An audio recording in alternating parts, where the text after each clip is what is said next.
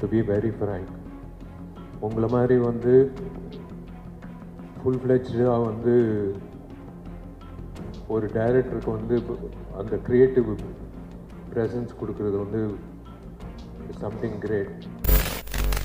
Actor விஷாலுக்கு என்னதாங்க ஆச்சு? பார்க்கவே பாவமா இருக்காரு. ஒரு மைக்க கூட அவரால் கையில பிடிக்க முடியல. இப்படி கை நடுங்குதே, என்ன பிரச்சனை அவருக்கு அப்படின்னு சொல்லிட்டு இப்போ ஃபேன்ஸ்லாம் ரொம்பவே கவலையில் இருக்காங்க. என்னாச்சு அப்படின்றத பார்த்துடலாம். சுந்தர் சியோட டைரக்ஷனில் மத கஜ ராஜா படம் எப்போவோ முடிஞ்சிருச்சு. ஆனால் இப்போ தான் கிட்டத்தட்ட 12 வருஷத்துக்கு அப்புறமா தேட்டரில் வர பொங்கல் அன்னைக்கு ரிலீஸ் ஆக போது. எப்படி இருக்க போகுது அப்படின்ற ஒரு ஆர்வம் ஒரு பக்கம் இருந்தாலுமே இந்த படத்தோட ப்ரீ ரிலீஸ் ஈவென்ட் நடந்திருக்குங்க. ஸோ எல்லாருமே கலந்துருக்காங்க. ஹீரோவாக விஷால் தானே பண்ணியிருக்காரு.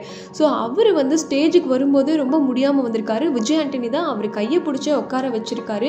ஸோ பார்க்கவே ரொம்ப பரிதாபமாக இருந்தது. என்ன ஆச்சு அப்படின்னு பார்த்தா ஆக்டர் விஷாலுக்கு வைரல் ஃபீவராங்க. அதோடய இந்த ஃபங்க்ஷனை அட்டென்ட் பண்ணியிருக்காரு. ஏன் இதோட அட்டென்ட் பண்ணணும் அப்படின்னு கேட்டால் 12 வருஷம் கழிச்சு இந்த படம் ரிலீஸ் ஆக போது அதனுடைய ஃபர்ஸ்ட் ஃபங்க்ஷன் வரும்போது எப்படி அதை மிஸ் பண்ண முடியும் அப்படிங்கிறனால ஃபங்க்ஷனை தவிர்க்கக்கூடாது அப்படிங்கிற காரணத்துக்காகவே வைரல் ஃபீவராக இருந்தாலும் பரவாயில்ல அப்படின்னு சொல்லிட்டு இந்த ஃபங்க்ஷனுக்கு வந்திருக்காரு. அதனால தான் ஸ்டேஜில் அந்த மைக்கை பிடிச்சி பேசும்போது கையெல்லாம் நடுங்குது. ஆக்சுவலி விஷாலை வந்து நம்ம ஒரு பெரிய ஆக்ஷன் ஹீரோவாக பார்த்துருக்கோம். புரட்சி தளபதி அப்படின்லாம் கூட நம்ம சொல்லியிருக்கோம். இப்படி இருக்கும்போது இந்த மாதிரி ஒரு விஷாலை பார்க்குறதுக்கு ஒரு வேஷ்டி சட்டை, அவரோட லுக்கு பார்த்திங்கன்னா ஹேர் கட்டு, கண்ணாடிலாம் போட்டுருக்கிறது பார்க்கும்போதே ரொம்ப கஷ்டமாக இருந்துச்சு. ஸோ பழைய விஷாலாக பார்க்கணும் அப்படிங்கிறது தான் ஃபேன்ஸ் எல்லாரோட விருப்பமாகவே இருக்குது.